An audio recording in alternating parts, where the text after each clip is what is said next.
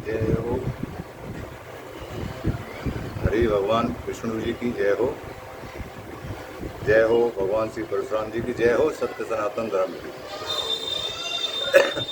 आज का विषय है एकोदिष्ट आदि श्राद्धों की विधि तथा श्राद्धोपयोगी तीर्थों का वर्णन। तो पुलस जी कहते हैं, राजन, अब मैं एकोदिष्ट श्राद्ध का वर्णन करूंगा जिसे पूर्व काल में ब्रह्मा जी ने बतलाया था। साथ ही यह भी बताऊंगा कि पिता के मरने पर पुत्रों को किस प्रकार अशोच का पालन करना चाहिए। ब्राह्मणों में मरणाशोच 10 दिन तक रखने की आज्ञा है, क्षत्रियों में 12 दिन, वैश्यों में 15 दिन तथा शूद्रों में 1 महीने का विधान है। यह अशोच सपिंड 7 पीढ़ी तक के प्रत्येक मनुष्य पर लागू होता है। यदि किसी बालक की मृत्यु चूड़ाकरण के पहले हो जाए तो उसका अशोच 1 रात का कहा गया है। उसके बाद उपनयन के पहले तक 3 रात तक अशोच रहता है। जन्नाशोच में भी सब वर्णों के लिए यही व्यवस्था है। अरिंत संचयन के बाद अशोचग्रस्त पुरुष के शरीर का स्पर्श किया जा सकता है। प्रेत के लिए 12 दिनों तक प्रतिदिन पिंडदान करना चाहिए, क्योंकि वह उसके लिए पाथेय राग खर्च है, इसलिए उसे पाकर प्रेत को बड़ी प्रसन्नता होती है। द्वादशा के बाद ही प्रेत को जमपुरी में ले जाया जाता है। जब तक वह घर पर ही रहता है, अतः 10 रात तक प्रतिदिन उसके लिए आकाश में दूध देना चाहिए। इससे सब प्रकार के दाह की शांति होती है तथा मार्ग के परिश्रम का भी निवारण होता है। दशा के बाद 11वें दिन जबकि सूतक निवृत्त हो जाता है, अपने गोत्र के 11 ब्राह्मणों को ही बुलाकर भोजन कराना चाहिए। अशोच की समाप्ति के दूसरे दिन एकोदिष्ट श्राद्ध करें।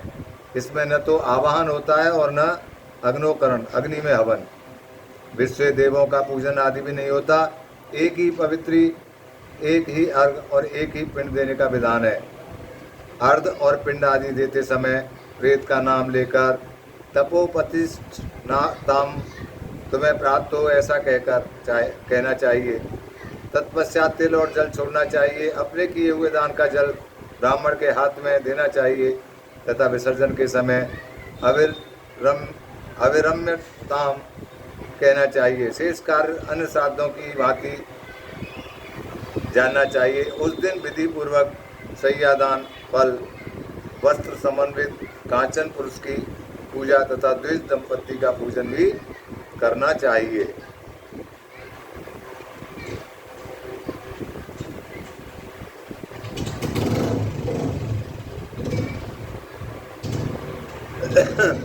एकादश के दिन वृषोत्सर्ग करें, उत्तम कपिला गौ दान दें और उसी दिन में आरंभ करके 1 वर्ष तक प्रतिदिन भक्ष्य भोज्य के साथ तिल और जल से भरा हुआ घड़ा दान करना चाहिए। इसी को कुंभ दान कहते हैं। तदनंतर वर्ष पूरा होने पर सपिंडीकरण श्राद्ध होना चाहिए। सपिंडीकरण के बाद प्रेतत्व से मुक्त होकर पार्वण श्राद्ध का अधिकारी होता है तथा गृहस्थ के वृद्धि संबंधी कार्यों में आभ्युदयिक श्राद्ध का भागी होता है। सपिंडीकरण श्राद्ध देव श्राद्ध पूर्वक करना चाहिए, अर्थात उसमें पहले विश्व देवों की फिर पितरों की पूजा होती है। सपिंडीकरण में जब पितरों का आह्वान करें तो प्रेत का आसन उनसे अलग रखें। फिर चंदन, जल और तिल से युक्त 4 अर्धपात्र बनावें तथा प्रेत के अर्धपात्र का जल 3 भागों में विभक्त करके पितरों के अर्धपात्रों में डालें। इसी प्रकार पिंडदान करने वाला पुरुष 4 पिंड बनाकर ये शमाना इत्यादि 2 मंत्रों के द्वारा प्रेत के पिंड को 3 भागों में विभक्त करें और एक एक भाग को पितरों के 3 पिंडों में मिला दें। इसी विधि से पहले अर्ध को और फिर पिंडों को संकल्प पूर्वक समर्पित करें। तो भीष्म जी ने पूछा, ब्राह्मण हव्य और कव्य का दान मनुष्यों को किस प्रकार करना चाहिए? पितृलोक में उन्हें कौन ग्रहण करते हैं? यदि इस मृतलोक में ब्राह्मण श्राद्ध के अन्न को खा जाते हैं अथवा अग्नि में उसका हवन कर दिया जाता है, तो शुभ और अशुभ योनियों में पड़े हुए प्रेत उस अन्न को कैसे खाते हैं? उन्हें वो किस प्रकार मिल पाता है? तो पुलस जी बोले, राजन, पिता वसु के पिता में रुद्र के तथा प्रपिता में आदित्य के स्वरूप में ऐसी वेद की श्रुति है। पितरों के नाम और गोत्री उनके पास हव्य और कव्य पहुँचाने वाले हैं। मंत्र की शक्ति तथा हृदय की भक्ति से श्राद्ध का सार भाग पितरों को प्राप्त होता है। अग्निस्वाद आदि दिव्य पितर पिता पिता में आदि के अधिपति हैं। वे ही उनके पास श्राद्ध का अन्न पहुंचाने की व्यवस्था करते हैं। पितरों में से जो लोग कहीं जन्म ग्रहण कर लेते हैं उनके भी कुछ न कुछ नाम, गोत्र तथा देश आदि तो होते ही हैं। दिव्य पितरों को उनका ज्ञान होता है और वे उसी पते पर सभी वस्तुएं पहुंचा देते हैं। तो भीष्म जी ने पूछा, ब्राह्मण श्राद्धकर्ता पुरुष दिन के किस भाग में श्राद्ध का अनुष्ठान करे तथा किन तीर्थों में किया हुआ श्राद्ध अधिक फल देने वाला है? तो पुलस जी बोले, राजन, पुष्कर नाम का तीर्थ सब तीर्थों में श्रेष्ठतम माना गया है। वहाँ किया हुआ दान, होम, श्राद्ध और जप निश्चय ही अच्छे फल प्रदान करने वाला होता है। वह तीर्थ पितरों और ऋषियों को सदा ही परम प्रिय है। इसके सिवा नंदा, ललता तथा मायापरी, हरिद्वार भी पुष्कर के ही समान उत्तम तीर्थ है। मित्रपद और केदार तीर्थ भी श्रेष्ठ हैं। गंगा सागर नामक तीर्थ को परम सुखदायक और सर्व तीर्थ में बतलाया जाता है। ब्रह्मसर तीर्थ और सतलज नदी का जल भी शुभ है। नैमिषारण्य नामक तीर्थ तो अब तीर्थों का फल देने वाला है। वहाँ गोमती में गंगा का सनातन स्तोत्र प्रकट हुआ है। नैमिषारण्य में भगवान यज्ञ वराह और देवाधिपति शूलपाणी विराजते हैं, जहाँ सोने का दान दिया जाता है। वहाँ महादेव जी की 18 भुजा वाली मूर्ति है। पूर्व काल में वहाँ धर्म चक्र की नेमी जीर्ण शीर्ण होकर गिरी थी। वही स्थान नैमिषारण्य के नाम से प्रसिद्ध हुआ। वहाँ सब तीर्थों का निवास है। जो वहाँ जाकर देवाधिदेव वराह का दर्शन करता है वह धर्मात्मा पुरुष भगवान श्री नारायण के धाम में जाता है। कोकामुख नामक क्षेत्र भी एक तीर्थ है। यह इंद्रलोक का मार्ग है। यहाँ भी ब्रह्मा जी ने पितृ तीर्थ का दर्शन होता है। वहाँ भगवान ब्रह्मा जी पुष्करण्य में विराजमान है। ब्रह्मा जी का दर्शन अत्यंत उत्तम एवं मोक्ष रूप फल प्रदान करने वाला है। प्रा नामक महान पुण्यमय तीर्थ सब पापों का नाशक है। वहाँ आदि पुरुष नरसिंह स्वरूप भगवान जनार्दन स्वयं ही स्थित हैं। इच्छुमती नामक तीर्थ पितरों को सदा प्रिय है। गंगा और यमुना के संगम प्रयाग में भी पितर सदा संतुष्ट रहते हैं। कुरुक्षेत्र अत्यंत पुण्यमय तीर्थ है। वहाँ का पितृ तीर्थ संपूर्ण अभीष्ट फलों को देने वाला है। इसी प्रकार परम पवित्र तीर्थ भद्रसर तीर्थ, मानसरोवर, मंदाकिनी, यशोदा, विपाशा, व्यास नदी, पुण्यसल्ला, सरस्वती, सर्वमित्रपद, महाफल दायक वैद्यनाथ, अत्यंत पावन क्षिप्रा नदी, कालिंजरगिरी, तीर्थोन्देद, हरिद्वेद, गर्भवेद, माल है, भद्रेश्वर, विष्णुपद, नर्मदा द्वार तथा गया तीर्थ, ये सब पितृ तीर्थ हैं। इसके अतिरिक्त एक कायावरोहण नामक तीर्थ है, जहाँ किसी ब्राह्मण के उत्तम भवन में देवादिदेव त्रिशूलधारी भगवान शंकर का तेजस्वी अवतार हुआ था। इसीलिए वह स्थान परम पुण्यमय तीर्थ बन गया।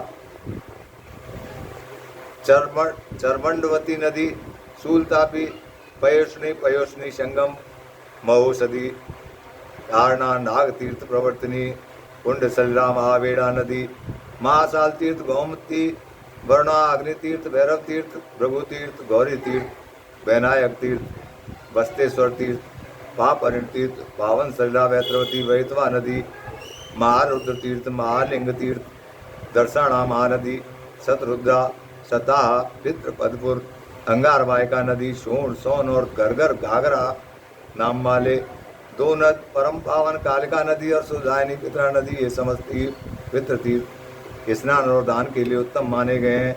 इन तीर्थों में जो पिंड आदि दिया जाता है वह अनंत फल देने वाला माना गया है। सतवटा नदी, ज्वाला, सरस्वती नदी, श्री कृष्ण तीर्थ, द्वारकापुरी, उत्कर्ष, सरस्वती, मालवती नदी, गिरिकर्णिका, दक्षिण समुद्र के तट पर विद्यमान भूतपाप तीर्थ, गोकर्ण तीर्थ, गजकर्ण तीर्थ, परम उत्तम चक्र नदी, शीशेल, साठ तीर्थ, नारसिंह तीर्थ, महेंद्र पर्वत तथा पावन सल्ला महानदी, इन सब तीर्थों में किया हुआ श्राद्ध भी सदा अच्छे फल प्रदान करने वाला माना गया है। ये दर्शन मात्र से पुण्य उत्पन्न करने वाले तथा तत्काल समस्त पापों को हर लेने वाले हैं।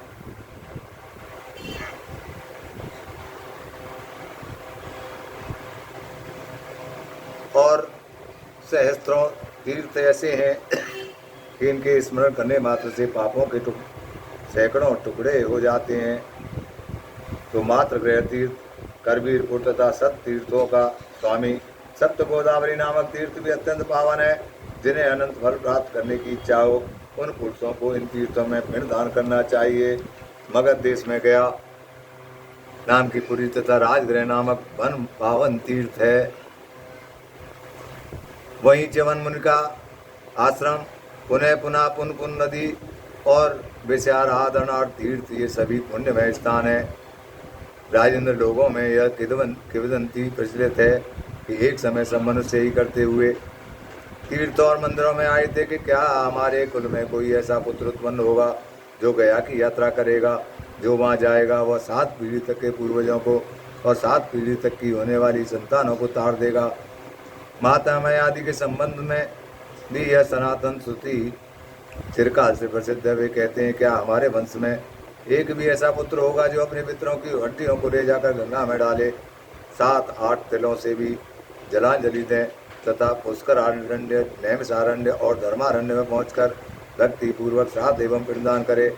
गया क्षेत्र के भीतर जो धर्मपृष्ठ, ब्रह्मसर तथा गया शीर्ष पट नामक तीर्थों में पितरों को पिंडदान किया जाता है, वह अक्षय होता है। जो घर पर श्राद्ध करके गया तीर्थ की यात्रा करता है, वह मार्ग में पैर रखते ही नरक में पड़े हुए पितरों को तुरंत स्वर्ग में पहुंचा देता है।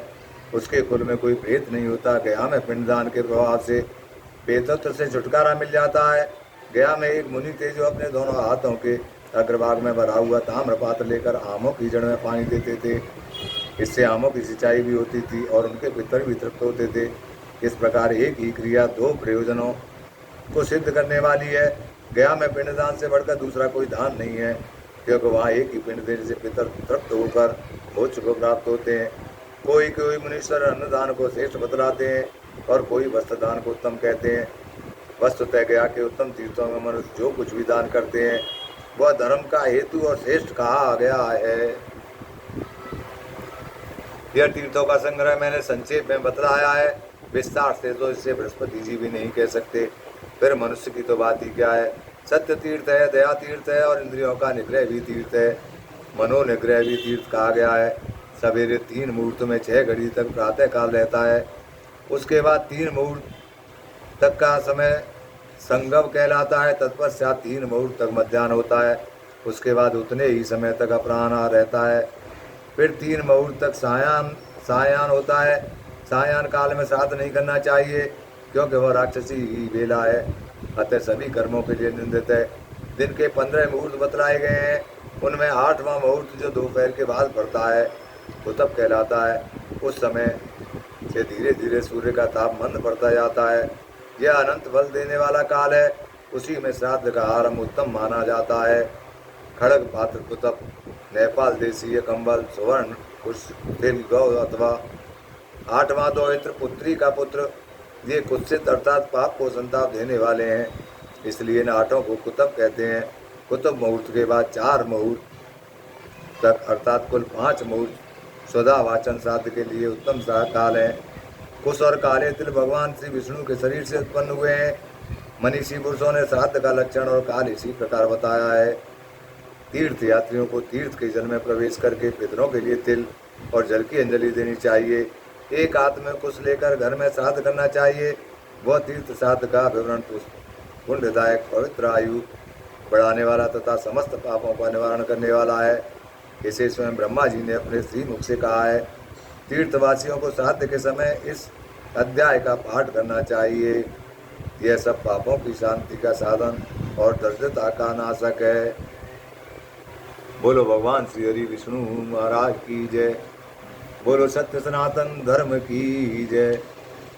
राजा रामचंद्र की जय।